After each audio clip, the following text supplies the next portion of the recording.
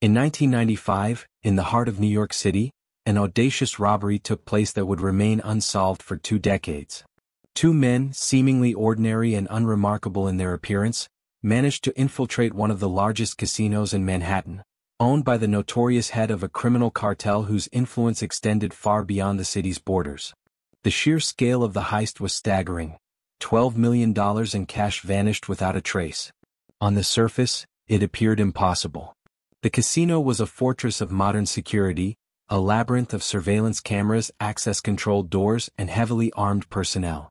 The vault itself was located in a reinforced basement beneath the manager's office, a steel behemoth measuring 4 feet by 3 feet, weighing over a ton, secured by both mechanical and electronic locks, the latter requiring 2-factor authentication that rotated codes daily.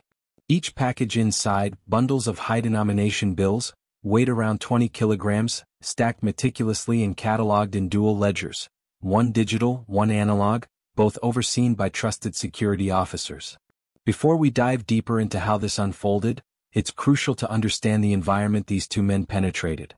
The casino, a sprawling structure of Art Deco influence, its facade lined with polished stone and neon signage, echoed the vibrancy and danger of the city itself.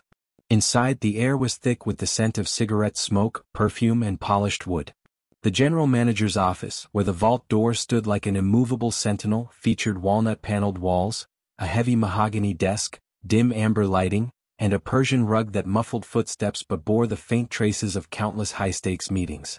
The corridors leading to the vault were patrolled on a strict schedule by a rotation of 4 security officers, each armed and trained, and every movement meticulously logged. Cameras covered every angle, recording to dual digital servers stored off-site, and entry required a combination of keycards, biometric verification, and dual manual overrides. The valuables in the vault were there not merely as casino takings. The head of the cartel, aware of increasing law enforcement scrutiny, had begun funneling untraceable cash, forged bonds, and high-value documents into the casino under the guise of operational revenue.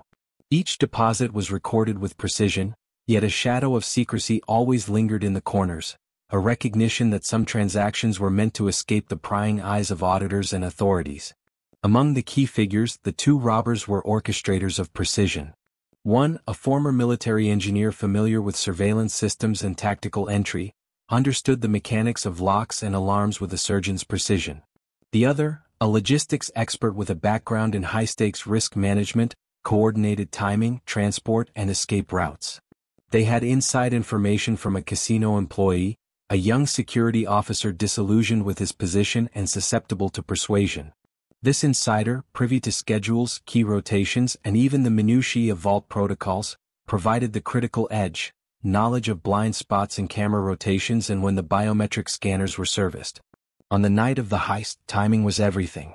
At 2:12 a.m., the night patrol circled the casino's lower levels, unaware that the cameras they monitored were being looped through pre-recorded footage. By 2:27, the duo accessed a side entrance, bypassing a complex series of locked doors with a combination of lockpicks, cloned keycards, and the insider's codes. 2:31 marked the moment the vault opened, the heavy steel door yielding to their calculated manipulations. Inside, bundles of cash were carefully swapped into identical containers, ensuring no immediate visual discrepancy. The operation relied on meticulous attention to weight and appearance. Each package removed was replaced with decoy stacks to delay detection. By 2:45, the exchange was complete, ledgers subtly manipulated to create a minor discrepancy that would appear as a clerical error rather than theft. The robbers moved with choreographed efficiency, one monitoring the hallways, the other orchestrating the transfer. The transport itself was a masterclass in covert logistics. 2 inconspicuous vehicles, timed to avoid routine patrols, carried the cash in insulated containers, each designed to blend with common delivery cargo. B-roll. Slow pan over the steel vault, close-up on numeric locks, flickering security monitors showing looped footage, hands moving bundles into decoy containers. Outside, the city slept under the hum of streetlights. Inside, the casino's alarms remained silent, the security team none the wiser. Unbeknownst to them, a neighboring construction worker finishing a night shift noticed an unfamiliar van idling near the service entrance, jotting a mental note in his pocket notebook. This minor observation, seemingly inconsequential, would later serve as a crucial twist in the long-unfolding investigation. The psychological profile of the robbers revealed a blend of calculated risk and restrained anxiety. The former military engineer, meticulous and detached, mentally rehearsed every contingency, guard schedules, code rotations, and emergency protocols. The logistics expert, charismatic yet cautious, ensured the plan accounted for every variable: traffic patterns, potential accidents, and escape routes extending into the suburbs. The insider, meanwhile, grappled with fear and greed. At times, he questioned the morality of betraying his employer, yet financial pressures and personal frustrations overrode ethical considerations. In a clandestine journal, he wrote, "I tell myself this is temporary, a loan to freedom. But nights are long, and I hear the weight of their eyes in every corridor." As dawn approached, the casino resumed operations, oblivious to the heist. Initial discovery came hours later, when reconciliations of cash flow and surveillance inconsistencies revealed subtle anomalies: a ledger entry missing, a package slightly lighter than expected. The security team, disciplined and rigorous, immediately suspected internal error, dismissing the possibility of external intrusion.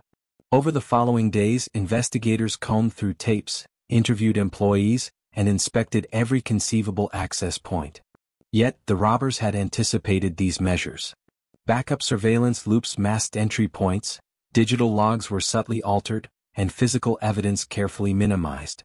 The case grew cold, the criminals vanished into the urban fabric, leaving behind nothing more than whispers and speculation. Twists emerged even within the vault itself. A decoy package was found months later in a trash receptacle behind a nearby restaurant, filled with shredded paper and a single golden token. The insider's journal, recovered accidentally in 1997, hinted at coordination with a shadowy figure known only as M. References to meetings in abandoned warehouses and coded phrases suggested a network larger than initially suspected. The human element, as always, proved pivotal. The construction worker's observation, initially dismissed, remained recorded in his notebook, a latent clue awaiting future attention. For 20 years, the robbery remained a ghost story whispered among casino employees and law enforcement alike. The emotional toll on those involved, fear, guilt, and secrecy, permeated daily life. Security personnel questioned their own vigilance, employees suspected colleagues, and the general manager, a man of pride and influence, wrestled with paranoia and humiliation. In archival records, the casino's insurance files noted an unprecedented claim. The FBI cataloged the heist under unsolved high-value casino thefts, and the cartel head, ever cautious, tightened internal controls, suspicious of infiltration. Subtle signs of the robbery's ripple effects included increased rotation of security teams, the installation of redundant biometric scanners, and encrypted log systems. Yet, none of these measures would reveal the culprits. On the eve of the 20th anniversary, a mysterious envelope appeared at a public trash receptacle near the former general manager's residence. Inside were coordinates and a cryptic note: "If you ever wish to find what was taken, follow the path of shadows and weigh the unmarked gold."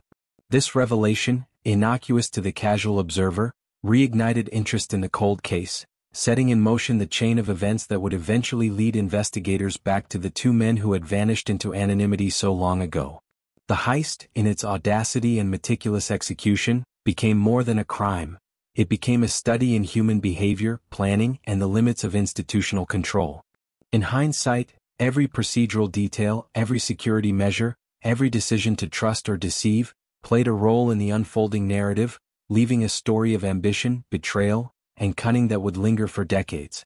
And as the city moved on, unaware, the shadows of that night remained, silent witnesses to a theft that challenged every assumption about safety, loyalty, and the impermanence of power.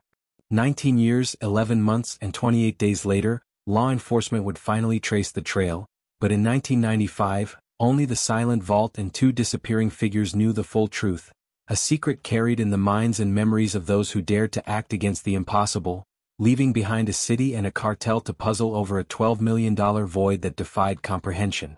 20 years had passed since the night of the heist, and the city had changed in ways both subtle and profound.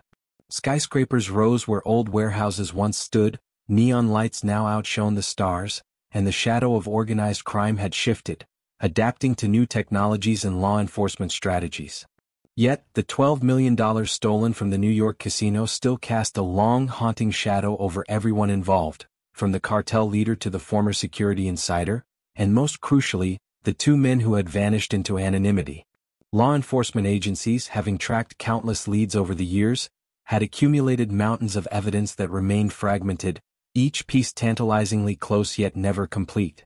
The FBI, in collaboration with the NYPD's Major Case Squad, revisited old files, digitized physical records, and cross-referenced them against new data streams, financial transactions, surveillance footage from unrelated investigations, even social media activity from individuals who matched the profiles of the robbers. What had once seemed impossible, the identification of these two men, suddenly became plausible as forensic accounting methods advanced, allowing investigators to trace small, seemingly innocuous movements of cash over the decades. The first breakthrough came from a financial analyst at a boutique investigation firm contracted by the authorities. Subtle anomalies in offshore accounts indicated a sudden influx of wealth in the early 2000s, traceable to entities linked to shell companies in the Caribbean. These anomalies, once considered minor or unrelated, were now matched against old photographs of the two robbers, sketches drawn by witnesses, and archived surveillance tapes. The profiles aligned in unsettling precision. Meanwhile, in the city, the former insider had moved across several states, living a careful, low-profile life, carrying the guilt and paranoia of his complicity. In private journals, entries reflected a mix of pride, fear, and moral conflict. "I think of that night constantly, not for the money but for the silence. Every shadow could be a face, every knock at the door a reckoning." The cartel leader, still influential, had grown increasingly suspicious of everyone around him. The robbery, though long past, had created fissures in trust that rippled through the organization. Meetings were shorter, loyalty was tested through arbitrary assignments, and financial audits became more stringent, yet nothing revealed the culprits. The two men themselves, living under assumed identities, had spent decades preparing for contingencies. Every relocation, every new job, every minor financial decision was calculated to avoid detection. One lived under the guise of a construction supervisor in New Jersey, the other a freelance logistics consultant in Connecticut, both maintaining a veneer of normalcy while their past loomed like a specter. Psychological stress was constant, manifesting in sleepless nights, sudden bouts of anxiety, and obsessive routines. "We were ghosts," one would later recall in a retrospective interview, "and ghosts don't have the luxury of mistakes." The law enforcement operation to finally apprehend them was unprecedented in its scale and precision. Analysts combed through decades of records, city permits, utility bills, bank deposits, and even seemingly irrelevant court filings. Investigators conducted interviews with former employees of the casino, gathering recollections of minor inconsistencies. Someone leaving slightly early, a visitor who didn't match records, a van parked in the wrong lot. These details, dismissed in the past, now formed a coherent narrative when layered with modern investigative technology, facial recognition software, and AI-assisted pattern detection. At 3:15 a.m., in early spring of 2015, the first coordinated moves began. Surveillance teams were placed around locations associated with the two men. Vehicles were tracked via license plate recognition and mobile signal triangulation. Analysts monitored online activity, noting unusual patterns of financial behavior. Inside, the FBI's tactical unit planned simultaneous entries to avoid giving the suspects a chance to flee. The culmination of decades of patient investigation required not only technological mastery but an intimate understanding of human behavior, psychology, and the likely decision-making patterns of individuals long removed from their crime. Meanwhile, for the two men, life carried on with an undercurrent of tension that had never fully dissipated. Small events, a knock at the door, an unfamiliar face in a coffee shop, a stray news article, triggered heightened alertness. They had rehearsed escape routes, maintained caches of cash, and memorized every possible route to avoid capture. Yet the inevitability of aging and the increasing sophistication of law enforcement technologies created cracks in even the most meticulous preparations. A critical twist emerged from an unexpected source. The construction worker who had seen the unregistered van near the casino 20 years earlier had kept his notebook, long forgotten, until a casual discussion with a grandson revealed its significance. That minor observation became the keystone, enabling authorities to link geographic data from the night of the heist to present-day patterns of movement and residence. As the first arrests were prepared, the psychological tension inside both homes was palpable. The men, sensing the culmination of past actions, debated possibilities: confrontation, surrender, flight. In private, the logistics expert muttered, "After all these years, is it really the end or just another beginning?" The military-trained engineer reviewed hidden compartments, tested locks, and evaluated every escape scenario, each movement reflecting decades of ingrained vigilance. Coordinated raids began at dawn. Surveillance teams observed both locations, noting departures, entrances, and behavioral anomalies. The tactical units, armed and prepared for resistance, moved with surgical precision. Every door, every hallway, every security camera had been mapped and anticipated. At 6:42, the first suspect was located in his suburban residence. Inside, investigators discovered meticulous notes, hidden cash, and old photographs of the casino interior, evidence of preparation and memory. The second suspect, caught in a neighboring town, exhibited signs of acute stress, scanning exits, checking windows, and constantly verifying routes. Interviews conducted immediately after arrest revealed the depth of psychological strain accumulated over 2 decades. Fear, guilt, pride, and the surreal realization that their actions, once thought permanent and untraceable, had been finally unmasked. Meanwhile, analysis of the stolen assets uncovered that a portion of the $12 million had been laundered through elaborate international networks, but enough remained, hidden in discrete locations, to validate the scale of the original theft. Documented entries, coded references in diaries, and anonymous tips led authorities to previously undiscovered caches. Twists continued to surface. One of the caches, buried beneath a disused dock, contained not only cash but a rare collection of jewelry and documents that the cartel leader had believed secured elsewhere. Another cache revealed a prearranged diversion: decoy containers intended to mislead any future investigation, now providing clues instead of obstacles. The psychological ramifications for law enforcement were significant as well. For agents who had worked the cold case for years, decades of professional doubt and frustration were replaced with a mix of vindication and unease. Interviews captured a sense of awe at the precision of the original heist, coupled with the sobering reminder of human ingenuity and the limits of institutional control.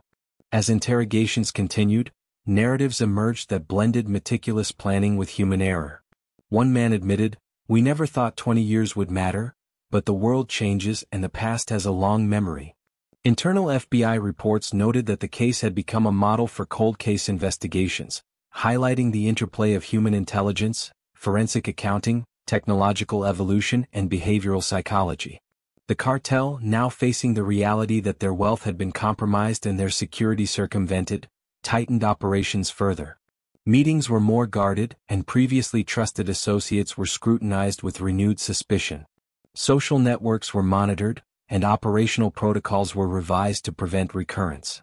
The final twist of Part 2 arrived as investigators discovered an unmarked envelope in a public mailbox, postmarked just days before the arrests. Inside were cryptic instructions and coordinates pointing to a previously unknown vault, suggesting that not all stolen assets had been accounted for. This revelation reopened questions. Had the 2 men deliberately left a trail? Was there a third party involved? Could more assets still be hidden even after 2 decades? And as authorities began to piece together these last fragments, the stage was set for a final act, one that would combine the precision of law enforcement, the ingenuity of the original robbers, and the inexorable march of time into a conclusion that promised both closure and lingering mystery. The streets of New York, unchanged in their noise and rhythm, became a silent witness to the culmination of years-long investigation. Agents tracked movements, analyzed patterns, and revisited archives with renewed urgency. Meanwhile, the 2 men now in custody navigated a labyrinth of legal and psychological scrutiny, forced to reconcile the consequences of their youthful audacity with the reality of modern justice. Every interview, every forensic report, and every reconstructed timeline reinforced the complexity of the operation they had once executed flawlessly. Memories of that night, the looping cameras, the insulated containers, the heavy vault door, surfaced repeatedly both for the perpetrators and the investigators. Twists continued to surface. A security camera long thought lost in an archive was discovered, revealing partial footage of the interior just before the vault was opened. A note in the insider's old journal hinted at coordination with unknown figures, and a financial ledger buried in a lawyer's office suggested that a fraction of the stolen $12 million had been quietly moved through unexpected channels. The psychological tension remained high. For the suspects, the thrill of past success contrasted sharply with the weight of inevitable accountability. For the investigators, the gratification of solving a long cold case coexisted with awe at the meticulous skill of the robbers. Every step toward resolution revealed new layers, reinforcing the narrative that human ingenuity, combined with patience and persistence, can challenge even the most sophisticated security systems. As Part 2 concludes, the stage is set for the final unraveling of the mystery, the uncovering of all hidden assets, the reconciliation of the cartel's losses, and the ultimate confrontation with the consequences of actions taken 20 years prior. The envelope found days before the arrests, marked only by a cryptic symbol and coordinates, serves as a haunting reminder. Even when time passes, secrets have a way of resurfacing, demanding closure and attention. The full weight of 2 decades had pressed upon everyone involved. The arrests of the 2 men who had pulled off the audacious $12 million casino heist in New York were the culmination of years of painstaking investigation. But the story was far from over. In a high-rise conference room in Manhattan, agents from the FBI and NYPD pored over maps, digital records and decades-old photographs, piecing together a timeline that had long been fragmented. Every note, every ledger entry, every cryptic reference in the insider's journals now aligned, revealing not just the mechanics of the crime but the human motivations behind it. The envelope discovered days before the arrests, its coordinates pointing to an abandoned warehouse in the outskirts of the city, became the central focus. Tactical units prepared to secure the location, fully aware that after 20 years, the caches left behind could be booby-trapped, decayed or partially missing. The military-trained engineer and his partner, now facing the consequences of years spent in anonymity, were interrogated intensively. The psychological strain of reliving the heist was palpable. One admitted in a hushed tone, "We planned everything, every guard rotation, every camera loop. I never imagined that time could turn against us." The logistics expert detailed how decoy containers and false ledger entries had created layers of misdirection, buying them the years of freedom they had exploited. At 3:07 a.m., SWAT teams entered the warehouse. Dusty crates lined the walls, each meticulously labeled. Hidden compartments revealed bundles of cash, long-forgotten documents, and a handful of jewelry items the cartel had assumed lost or destroyed. The physical evidence corroborated decades of investigative reconstruction, including subtle details the men had left intentionally, a traceable scent marker, an altered serial number. Evidence meant to test whether anyone could truly follow the trail. B-roll, hands brushing dust from crates, close-ups of faded serial numbers, archival photographs of the casino juxtaposed with present-day footage. Meanwhile, the cartel, now significantly diminished in influence but still dangerous, monitored every development. They realized that the recovery of these assets and the exposure of past weaknesses could destabilize current operations. Meetings were held in shadowed offices, security protocols tightened, and previously trusted associates were re-examined. The interplay of power, loyalty, and fear, once blurred, now crystallized. Inside the interrogation room, psychological pressure revealed cracks. The engineer admitted to a hidden cache along the Hudson River, describing its precise location down to the embedded stone marker beneath a bridge. The logistics expert disclosed the pathways he had used to transport containers, recounting the weight, timing, and timing deviations that had once seemed trivial but now held critical importance. Law enforcement quickly moved to recover the remaining assets. By sunrise, significant portions of the $12 million had been secured. The interplay of meticulous planning, patience, and forensic precision had finally brought the decades-old robbery to tangible resolution. Yet the human story remained unresolved. The insider, long removed from direct involvement, faced scrutiny, guilt, and a measure of public attention. The cartel, though weakened, remained a looming presence, a reminder that crime does not exist in isolation. The recovered documents revealed financial pathways, previously hidden alliances, and references to unknown collaborators, threads that hinted at a broader network still largely opaque. One final twist emerged when a digital backup of the insider's old security codes revealed an anomaly, a series of encrypted coordinates pointing not to wealth, but to files containing sensitive information about the cartel's overseas dealings. This revelation suggested that even 20 years later, the ramifications of the heist would ripple beyond cash recovery, affecting organized crime investigations, financial oversight, and law enforcement intelligence. The city itself, oblivious to the drama in its underbelly, carried on. Streets buzzed with morning traffic, newsstands displayed headlines about unrelated events, and the neon signs of Manhattan flickered in the dawn light. Yet in conference rooms, interrogation cells, and the quiet corners of the city's outskirts, the legacy of the robbery lingered. In closing interviews, the two men reflected on their choices. "We took something that wasn't ours," one said, "but we learned that nothing disappears completely. Time, patience, luck, they all have limits, and so do we." The final recovered assets were cataloged, secured, and returned, while the story itself, rich in strategy, psychology, and moral complexity, entered the annals of true crime lore. The heist, once a ghostly legend whispered among casino staff and law enforcement, had finally been unraveled, offering lessons in human ingenuity, institutional vulnerability, and the long shadows cast by daring ambition. Yet even as files were closed and money recovered, questions remained. Were their accomplices never caught? Were some documents destroyed or hidden beyond reach? And most importantly, could anyone ever truly erase the memory of that night, when two men bent the rules of reality itself and vanished into history? The city held its breath, if only metaphorically, as the final chapter of one of New York's most audacious crimes drew to a close, leaving behind not just recovered wealth, but a testament to the intricate dance between crime, law, and the inexorable passage of time.